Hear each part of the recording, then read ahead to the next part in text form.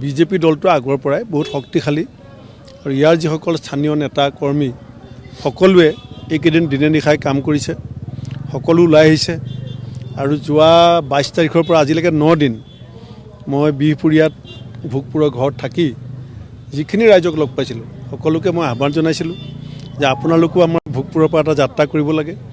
ইতিমধ্যে সেই যাত্ৰাও আহি পেলাই নাৰায়ণপুৰত আহি পাইছে। মই আশা কৰিছোঁ যে আজি এইটো এটা নতুন অভিনৱ বিহপুৰীয়াবাসী ৰাইজৰ অভিজ্ঞতা হ'ব। আগতেও বিহপুৰীয়াবাসীয়ে বহু মুখ্যমন্ত্ৰীক লগ পাইছে, কিন্তু প্ৰত্যক্ষভাৱে মুখ্যমন্ত্ৰীৰ সৈতে কথা পতাৰ এটা সুযোগ বিহপুৰীয়াবাসীয়ে বা অসমৰ ৰাইজে এতিয়া লাভ কৰিছে। আগতে আমি কি কৰোঁ যে আমি মঞ্চৰ পৰা কথা কওঁ, ৰাইজে শুনে।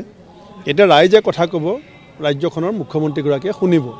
গতিকে ইয়াৰ মূল কাৰণটোৱেই হৈছে যে মানুহৰ আৱেগ অনুভূতি, ৰাইজৰ চিন্তা আৰু চেতনাক মুখ্যমন্ত্ৰীগৰাকীয়ে এই সময়ত শুনাটো অতিকে প্ৰয়োজন।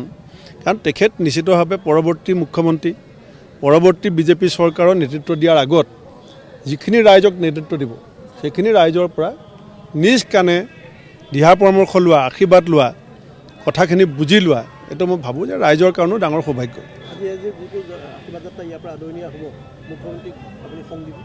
মইতো আহিলোৱেই, মই লগত আছোঁ আৰু লগত থাকিম বুলি কৈছোঁ। গাড়ী একেখনত হ'বনে নহয় সেইটো বিজেপি দলে আৰু মুখ্যমন্ত্ৰীয়ে সিদ্ধান্ত ল'ব, কিন্তু মই যিহেতু এজন কাৰ্যকৰ্তা হিচাপে আছোঁ, গতিকে ৰাইজৰ লগতে ৰৈ আছোঁ। কিন্তু আমি দেখিলোঁ যে কিছু সময় পূৰ্বে আমি বিধায়ক অমীয় ভূঞাক লগ পাইছিলোঁ। বিধায়ক অমীয় ভূঞাক সোধোতে ক'লে যে আপোনাক চিনি নাপাওঁ বুলি ক'লে। একো নাই, এইটো মোৰ কোনো আপত্তি নাই। মই ইমান এইবিলাক লৈ পেলাই প্ৰতিক্ৰিয়া দিবলগীয়া সময় আছে বুলি ভবা নাই। ঠিক আছে, এইখিনি যেনেকৈ হ'ব। এতিয়া 7 দিন 8 দিন হৈছেহে, ইমান আমি কিয়। সেই পদযাত্ৰা মই যিটো সময়ত কৰিছিলোঁ সেইটো সময়ত কংগ্ৰেছ দলটো একেবাৰে নিশকতীয়া হৈ পৰিছিলে। তেতিয়া আপোনালোকে জানে যে প্ৰথমবাৰৰ কাৰণে 21 চনত কংগ্ৰেছে দ্বিতীয়বাৰৰ কাৰণে ক্ষমতা হেৰুৱাইছিলে। মানুহ অত্যন্ত হতাশ আছিলে, নিৰাশ আছিলে। তাৰ মাজত মই যি যাত্ৰা কৰিছিলোঁ, আপোনালোকৰ কেমেৰাত চব বন্দী হৈ আছে, তাৰ লগত এইটো অভূতপূৰ্ব পাৰ্থক্য। ইয়াত স্বতঃস্ফূৰ্ত মানুহ ওলাই আহিছে। আমি মানুহ লগ পাবৰ কাৰণে বহু কষ্ট কৰিবলগীয়া হৈছিলে।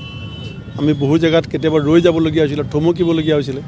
এতিয়া মুখ্যমন্ত্ৰীৰ যাত্ৰা থমকিবলগীয়া হোৱা নাই, সময় বঢ়াবলগীয়া হৈছে, যাত্ৰা বেছি দীঘলীয়া হৈছে, আমি যাত্ৰা ছুটি কৰিবলগীয়া হৈছিলে, এইখিনি আছে।